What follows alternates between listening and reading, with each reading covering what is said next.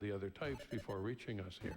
If they do make such a change, it implies that they have a mass which is greater than zero. They're not traveling at the speed of light and have zero rest mass as photons do.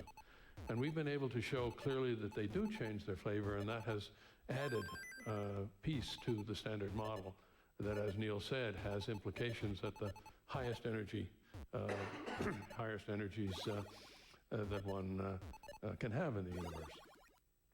So just to have a look at where neutrinos fit in, because you're not normally hearing about them when you talk about chemistry or physics.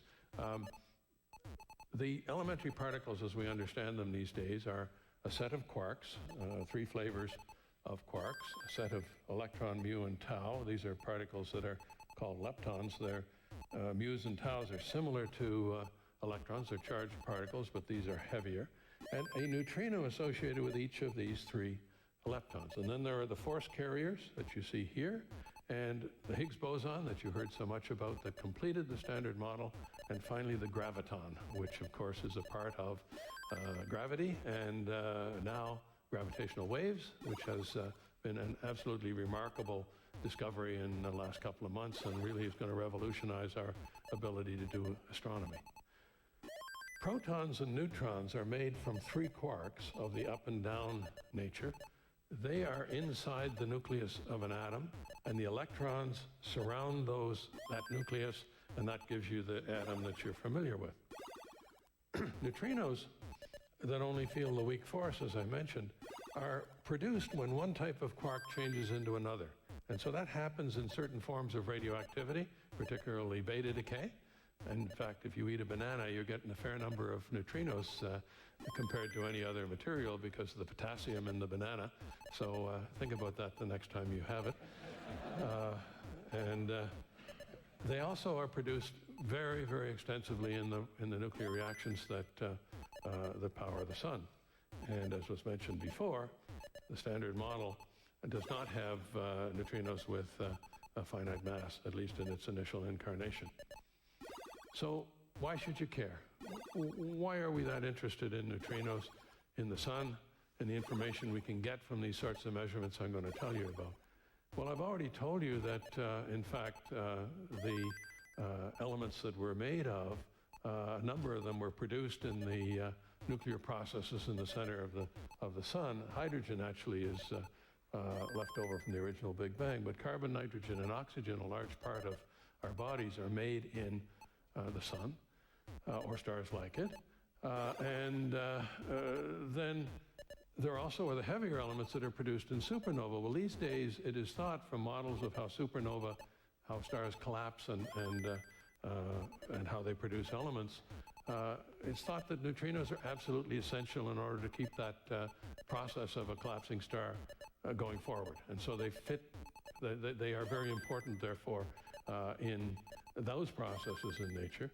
We're studying nuclear fusion in the sun, where the fusion is held in place by gravity. When we study these neutrinos coming from the core of the sun, what we're observing is the fusion process held in place by gravity.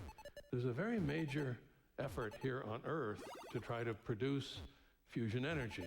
The International Tokamak project in France is attempting to do the same thing, to basically harness to have the sun burn, if you like, in the middle of this tokamak device, where magnetic fields are being used to try to keep the very hot plasma in the middle from scraping atoms off of the surroundings. Every time a particle tries to get out, they push it back in with a magnetic field.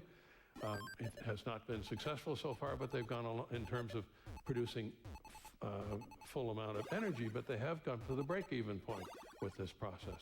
If in fact that can be successful, then the deuterium in the water on Earth would be a very substantial source of energy for the nuclear fusion process. What we've shown by our measurements that show that we understand the way in which nuclear fusion happens in the core of the sun to within better than 10% in terms of the numbers of neutrinos we measure, gives us strong confidence that the physics and plasma physics associated with nuclear fusion is very well understood. And so it really is the confinement you need to focus on when it comes to harnessing that for human benefit. And it's a good example of the situation where if you study basic science and understand the basic physics very well, there will be a much better opportunity to harness it for the benefit of mankind. Neutrinos, it turns out, are produced very extensively in the Big Bang. There are more neutrinos than anything other than photons produced in the original Big Bang, and they have a significant influence on how the universe evolves. They are a significant influence in the formation of large-scale structure formation, stars, galaxies, and so on. And in fact, in the models of how the universe has evolved, which are remarkably accurate these days, the mass of the neutrino is an important parameter. And then finally, there are detectors, most notably one in which they have instrumented 1 cubic kilometer of ice under the South Pole that are looking at very high energy neutrinos with directionality. And so really we are in the realm of doing neutrino astronomy, looking for those very energetic sources that can produce the highest energy neutrinos, higher energies actually than anything we've been able to produce in accelerators here on Earth. And so neutrinos are pretty ubiquitous particles in the world of physics.